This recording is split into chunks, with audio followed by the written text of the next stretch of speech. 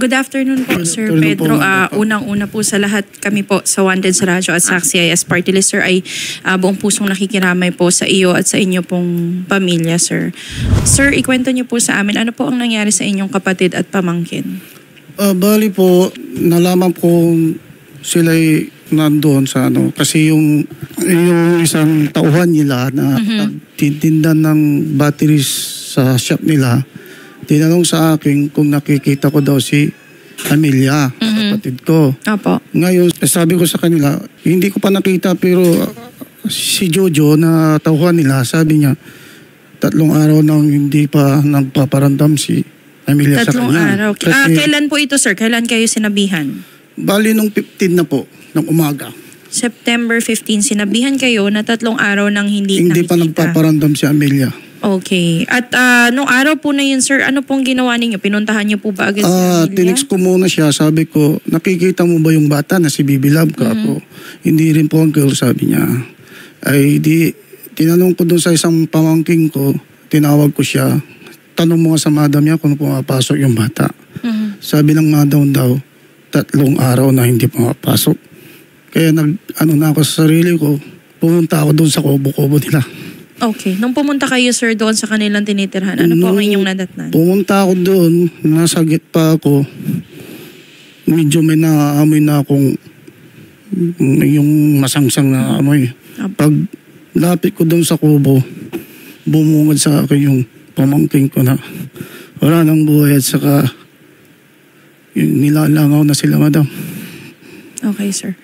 Nung natagpuan niyo po, Sir, ang inyong pamangkin at kapatid doon sa kubo na nakita natin, mga kapatid, nakabukas po ba, Sir, yung pinto? Nakalock po ba ito? Ano po ang yung itsura? pintuan ng kubo-kubo, hindi siya naka-lock. So, bukas po?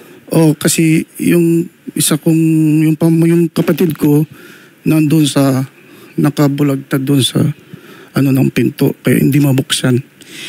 So kumbaga, kung ito po yung pinto, yung kapatid nyo nasa Nandiyan likod. Po, kaya hindi siya mabuksan. Pero hindi rin po siya nakalock sa loob. Okay. Tapos, nung pagbukas nyo, Sir, saan po nakapwesto ang inyong pamangkin? Yung sa kama niya la. Kama naman po. Medyo malayo-layo. Medyo magkalapit ako, maliit lang yung kubo-kubo po. Kasi maliit lang parang yung kubo. Isang kwarto lang po. Okay. Meron po ba, Sir, mga nawawalang gamit, mga baka may nawawalang jewelry, pera, wallet, ganun Wala po? Pong nawalang mga jewelry. Ang nawala lang yung cellphone ng kapatid ko na 2. Cellphone lang po? Tapos yung cellphone ng anak niya nandoon. So puro cellphone, Sir, ang nawawala? Yung cellphone ng anak niya nandoon sa crime scene. Okay. Pero si Amelia lang ang walang cellphone lang nung babae, yung kapatid niya po ang nawawala. Pero doon po sa bahay niya, Sir, meron po bang mga pera doon? May mga iba pa po bang mahalagang gamit doon? May mga gamit na na-recover yung mga alahas niya. So may alahas. Opo. Okay, Hindi naman kalat yung kubo, madam. Okay, so talagang kumbaga, hindi po, makikita natin doon kung sa mga base sa mga nawawala, hindi po robbery. Opo, hindi ang po. pakay nung kung sino man yung gumawa nito.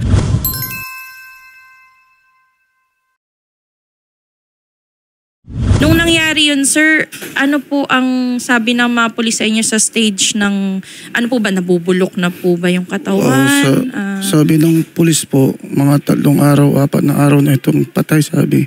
Mga 3 araw? Kasi nab na siya, hindi na makakita yung mukha nila. Talagang may uod na yung mga sugat.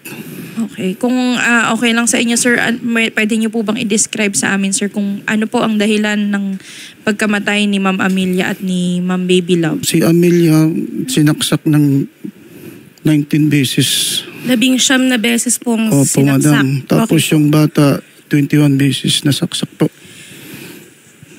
Okay. Para po sa mga kapatid natin, pinakita po sa akin ni Sherry yung mga litrato at karumal-dumal po talaga yung nangyari, Sir Pedro. Hindi... Grabe po yung nangyari. 19 nasaksak. Po yung kapatid ko, Amelia po. At ito pong si Ma'am Baby Love, mga kapatid, ay 13 anyos lamang po. Siya po yung, tama po, anak po ni Ma'am Amelia, no? Opo. 13 anyos lamang at siya'y naka-receive ng ilang saksak yung kanya, 21 Sir? po, madam. 21 na saksak. Grabe, kahayupan tong ginawa sa Mag-ina na ito. Ano po ang estado, sir, ng investigasyon ng mga pulis natin? Under investigation po, madam, kasi kumukuha pa sila ng magandang Kumbaga kumakalap pa po sila ng ebidensya. Para sabi nila, para hindi ma-dismiss yung kaso kung sakaling isasampa na nila yung Tama naman kaso po, sir. pa. Opo. Pero sa inyo, sir, sa inyong pamilya at sa inyong palagay, sino po ang inyong hinihinala na maaaring gumawa nito? May nakaaway po ba si Ma'am Amelia sa trabaho or sa business? Wala rin po. Ang lang namin, yung live-in partner niya. So may live-in partner siya. Yung live-in partner po niya, wala po nung panahon na nahanap ninyo si Ma'am Amelia? Wala po. Hindi siya pumunta nung kayo ay naghanap? Naglulog siya, wala, hindi siya nagpakita. Wala, ni ho. Pero sir, nung sabi niyo kasi kanina, in-inform kayo nung tauhan ni Ma'am Amelia, 3 araw nang nawawala. So doon sa 3 araw na yon, hindi po ba kayo tumawag doon sa kinakasama para tanungin nasan si Amelia, nasan si Baby Love? Yung 3 araw na yon, nag-chat sa akin yung tauhan nila na tumawag daw yung account ni Amelia. Mga pitsa 12 ata yun o 13, 14, ganun. Wala na yung pamilya ko nun. Bakit magagamit pa yung account ng kapatid ko na pantawag doon sa tauhan nila eh. Pero ito pong kinakasama, hindi na po nagparamdam? Hindi na po. Si Ma'am Amelia po ba at yung kinakasama niya ay magkasama pa po or magkahiwalay po sila nung panahon na namatay siya? Parang hindi sila kasama, kaya lang parang kinukontrol yung utak ng kapatid ko. So hindi naman po sila, hindi pa sila hiwalay nung? Hindi pa po. Panahon Talaga hindi na. sila naghiwalay kasi magkasama sila. Magkasama sila. Okay. Ayon po sa inyong nabanggit sa aming mga reporters kanina, meron na daw pong nangyaring rape. May kaso pong rape na nakapending, kumbaga, laban po dito sa kinakasama ni Ma'am Amelia. Sir, paki-explain po sa amin, ano po itong kasong ito? Ano yung nakapending na yon? Ay, hindi namin po alam po yung kasong rape niya. Pero may isinampa yung pamangking ko na isa na anak ng Amelia na panganay na nirip nung Melnori Corpus. Okay, so yung anak ni Amelia na isa, bukod po dito kay Baby Love, nagsampa po ng kasong rape laban sa ama po ba niya or Stepfather po. stepfather? Yun possible na angle na tignan sana ng mga kapulisan natin kasi kung meron palang kasuhan na nangyari before.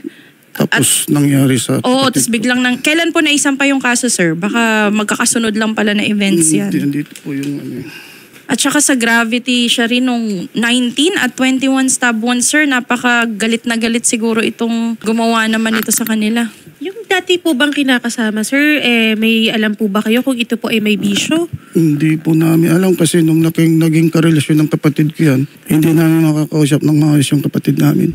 Okay, ayon po sa mga dokumento na ibinigay po ni Sir Pedro, may isinampang kaso si Ameline Opo, panganay laban po dito kay Melnore Mac Corpus. At ito po yung sinasabi niyo na kinakasama. Opo. Tama, Melnore Mac Corpus. Si Sir Melnore po, may idea kayo, sir, kung nasaan po siya ngayon? Sabi nila, nasa Quezon City daw eh. Pero kayo, sir, na-try niyo po ba siyang tawagan? Na-try niyo ba siyang i-text? Hindi siya naghahawak ng cellphone ata, yung number na talaga niya. Hindi po siya Hindi siya malapitin sa amin. Pero hindi niyo siya tinangkang tawagan, sir? Hindi po. Yung mga pulis po ba natin, sinama po ba siya sa listahan po ng mga suspect or nabanggit niyo na po ba yan sa mga kapulisan Talaga natin? siya yung prime suspect na. Siya yung prime suspect Opo. nila sa ngayon. Opo. Bukod, sir, sa kaso na ito, of course, ito maaaring maging dahilan po ito ng galit ni Sir Mac Corpus. Sa pakikitungo po niya sa inyong kapatid na si Ma'am Amelia, wala po ba kayong napansin na sila po ay may iringan, na sinasaktan po ba si Ma'am Amelia? Minsan kasi nagsumbong yung anak niyang Emeline na nag-away sila, binugbog daw ang mami nila. Isang beses lang po ito. Opo. Okay. So meron, kumbaga may prior history na nang bubugbog siya. Opo. And never pong nagsumbong sa inyo si Ma'am Amelia? Walang sumbong kahit na ano. Kahit Yung anak niyang panganay lang na Ameline. Okay. Sa inyong pagkakaalam, sir, kasi wala pa po tayong makontak na pulis, sino po ang huling nakausap ni Ma'am Amelia? Meron po ba sa mga staff nila doon sa 3 araw na yon na nakakita? Or baka may nakakita, pumasok sila doon sa kubo? Wala akong napansin kung sino nga ko kasi hindi ko na pinapasyalan yung kubo-kubo nung binantayan ko na yung anak niyang. Wala po kahit CCTV camera Wala doon sa area, sir? Wala pa, sir. Wala po bang mga building na katabi nung tinitirhan nila? Wala po kasi baryo yun, madam. Dahil baryo. Opo. Okay, pero doon po sa kumbaga mga karatig na bahay, wala din po silang CCTV. Wala rin po kasi parang barangay nga. Dati may CCTV ng barangay na nasira sa tag-ulan. Okay. Kaya wala na. Sige po. Tatay, ano po ito? Yung sa totoo lang na walang nag-open tong account nila, mag 2 days na ngayon lang naka-open, lagi naman naka-open dati. Ano po? Yan yung tauhan nilang Jojo ang nag-chat sa akin yan. Sino po si Jojo, sir? Yung tauhan nilang nagtitinda ng battery shop nila. Ito yung nagsabi sa inyo na 3 araw nang Opo, kaya nawawala. na-discover ko yung dalawa po na wala ng buhay. So ano sinabi niya? 3? Parang ang sinabi po attorney is na walang nag-open tong account nila, mag 2 days na ngayon lang naka-open, lagi naman naka-open yan dati. Kailan niya sinabi yan? Tama po ba, tay? September 14, 11:44 po ng umaga, pero bago yung tatay, meron pong tawag from Amelia. Oo nga. Yan yung sinabi ni tatay. Kaya nga nawala yung cellphone ni Amelia. Di gamit ng lalaki yan siguro. Okay. Pero may lumabas na ba, Shari, confirm niya lang may lumabas na po ba na autopsy report? May lumabas na ba tayong medical legal or cause of death nitong dalawa? Baka meron kasing mga marks na pwedeng magtukoy doon sa ating suspect. Magandang hapon po, Colonel Fanged. Yes po, good afternoon po, ma'am. Yes, good afternoon po. Si Attorney Pao Cruz po ito ng ACT-CIS Party List, sir. Sir, nandito po si Sir Pedro Palisok, ang kapatid po ng isang biktima na si Ma'am Amelia Palisok at Baby Love Palisok dyan sa Pangasinan. Ngayon, sir, hindi po kasi namin makontak yung staff sergeant or investigador po doon sa mismong kaso. Pero I'm sure baka meron po kayong alam dyan, sir, sa inyong opisina kung ano po ang estado ng pag-iimbestiga dito sa kaso na ito. Yes, actually, meron po tayong person of interest dito at meron tayong department circular from DOJ na itutulong yung prosecutor para airtight yung case, kaya talagang pinaghirapan ng investigators natin kasama yung DOJ, and for review na lang ni prosecutor this week, before Friday may file na daw yung kaso as per the Chief of Police. Okay, yun magandang balita yan. Okay, sa ngayon, sir, ilan po ang person of interest na yung inyong kalipin nung mother, yung kalipin. So talagang yung ka-live-in ang POI ninyo, sir. At ano po ang inyong naging basihan, Police Colonel Fanged, bilang kayo po ang kasama sa mga nag-imbestiga, na maging person of interest po natin itong si Sir Mac, yung ka-live-in partner po? Yes, kasi unang-una doon sa investigation natin at interview doon sa mga kapitbahay, wala namang narinig na commotion and other na parang gulo bago nangyari yung krimen. Kaya nga nangyari na ilang araw bago nila na-discover, So, basic on that, maano natin nakakilala yung yung POI ng mga victim. At isa pa, prior to that, may na-file na kaso itong isang anak nung biktima na rape sa NBI Gupan dito sa ating POI. So yun yung mga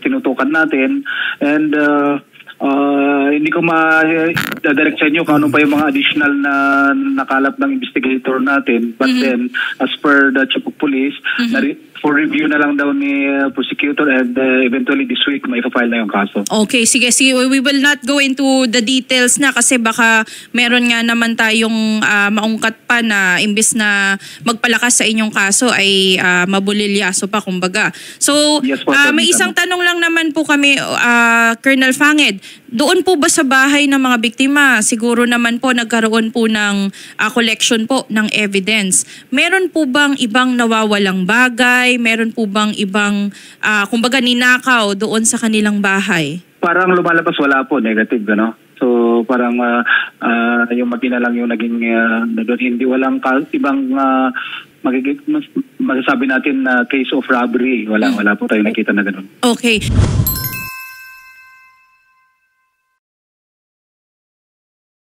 So base po sa inyong years of expertise, no sir, sa inyo pong experience bilang isang pulis, pag ganito pong kadami ang saksak ng mga biktima, 19, 21 ang saksak, ano po ang karaniwan na dahilan ng mga suspect sa ganito pong insidente? Paramihan dyan yung crime of passion, yung talagang selos or isa pa nga yung nakita nga natin na ang POI natin ay nalaman niya na na-filean siya ng kasong rape ng isa sa mga anak ng biktima. Okay. Ito po bang si Sir Mac, sir, ay meron pong history? Meron po ba siyang criminal record or gumagamit po ba siya? Actually, meron siyang existing pala na nalaman din namin nung after ng incident na ito. Mayroon siyang existing na warrant of arrest for rape also na nangyari sa ibang lugar dito sa Pangasinan.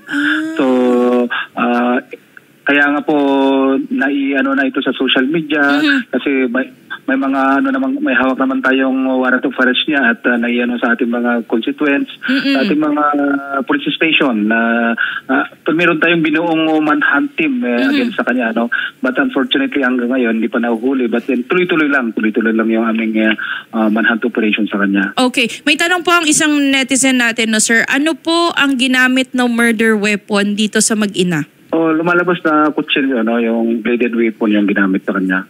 Yung kutsilyo, sir, na pang kusina po na kutsilyo? Kitchen knife po. Kitchen knife. Tama po kayo. Kitchen knife. At ito po ba ay na-recover, sir, sa pinangyarihan po ng insidente? Yes. Recovered po yung kitchen knife. Okay. Meron ba kayo, sir, na lift na fingerprints doon sa kitchen knife or kung ano man pong iba pang matibay na ebidensya na maaari pong gamitin laban po sa suspect? May na-lift na print doon sa switch ng ilaw.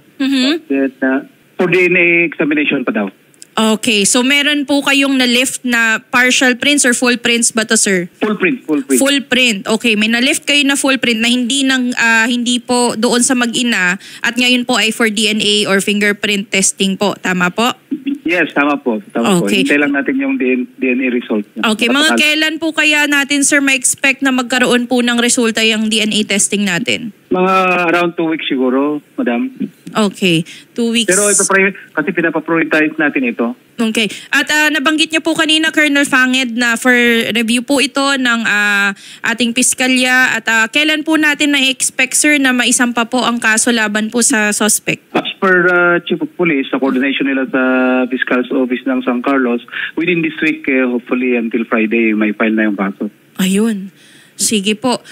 Maraming salamat po, Colonel Fanged, sa inyong oras ngayong hapon at least nabigyan po natin ng linaw ang ilang impormasyon dito po sa nangyaring karumal-dumal na krimen laban po kay Amelia at kay Baby Love. Maraming salamat po, sir. Yes po, thank you. Maraming salamat po. Siya po si Police Colonel Jeff Fanged, ang Provincial Director ng Pangasinan PNP. Sir Pedro, narinig niyo po mula sa ating Police Colonel ng Pangasinan. Siya po mismo ang nagsabi, ifa-file po ang kaso sa loob po ngayong linggo. Okay, for review na po ng piskalya. So, hinihintay na lang po siguro yung ibang ebidensya kasi kailangan, kagaya ng nabanggit nyo kanina, sir, kumpleto yung ebidensya nila, yung DNA testing na nabanggit kanina. Kailangan din na makumpleto nila yung kung ano pa yung ebidensya na nandoon sa bahay para hindi po madidismiss yung kaso sa technicalities, kumbaga. May tanong po ang isang netizen din natin, no? Na-rape po ba yung bata, sir, si Baby Love? Meron po bang ebidensya na na-rape siya? Hindi ko po alam kung narin po yung bata rin. Hindi niya alam. Pati niya ako nung medical legal niya. Sa medical legal, multiple Wala. stab wounds lang po. Okay.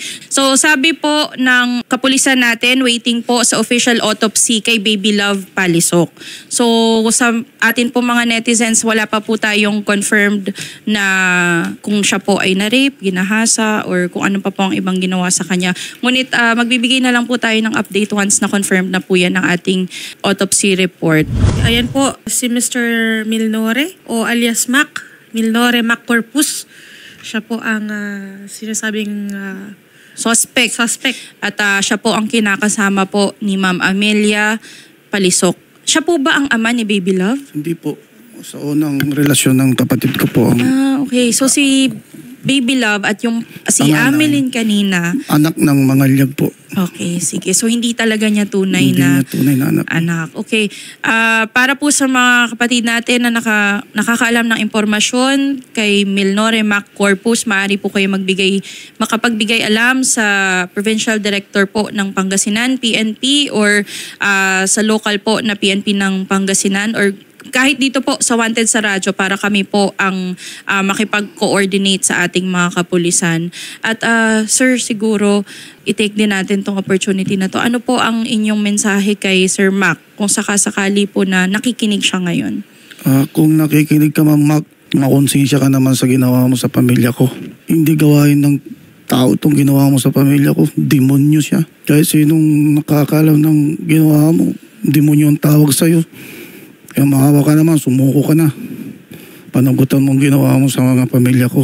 Ganito na lang, Sir Pedro, yung follow-up po sa ating Provincial Director at sa lokal po na PNP natin, kami na pong bahala doon. At kung meron pa po kayong kailangan, sir, pagdating po sa pagburol na po ba at Opo, nailibing madam. na po sila? Nailibing na po sila, madam. Nailibing na po. Pero kung meron kayong ibang pangangailangan pa, Sir Pedro, wag po kayong mag-atubiling magsabi sa amin. Gusto ko lang yung protection, madam, kasi minamanmanan kami sa Pangasinan. Kaya Nino po? Sino po ang nagmamanman sa hindi inyo? namin alam kung sino nagmamanman. Kasi sambong nila sa amin, may mga van, motor. Okay. Sige, baka pwede nating tawagan ulit si Colonel Fangit. Sana nabanggit nyo kanina, sir, para na i-request natin sa kanila na magdagdag ng security sa inyo or police visibility sa inyong lugar. Pero sir, ano po ang inyong dahilan para isipin na mayroong nagmamanman sa inyo or mayroong nagsusurveillance sa inyo? Parang ako yung gusto nilang mawala para itong kaso siguro, saka yung pamangkin kong isa, para yung kaso wala na. Sino po ang pinaghihinalaan nyo, sir? Na Siyempre, wala ang iba kundi si Mac lang. yung pamilya po niya o siya lang? Iwan ko kung pamilya o nag-uutos gano'n. Okay, Madam. sige. Makakausap natin ulit si Police Colonel Jeff Fangit. Hello, sir?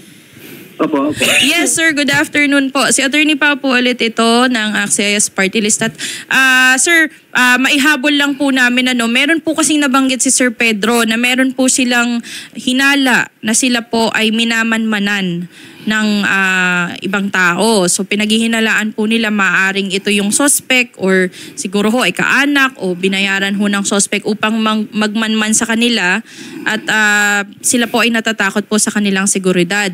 Maaari po ba kami mag-request, Colonel, na magkaroon po ng police visibility doon po sa area nila, Sir Pedro?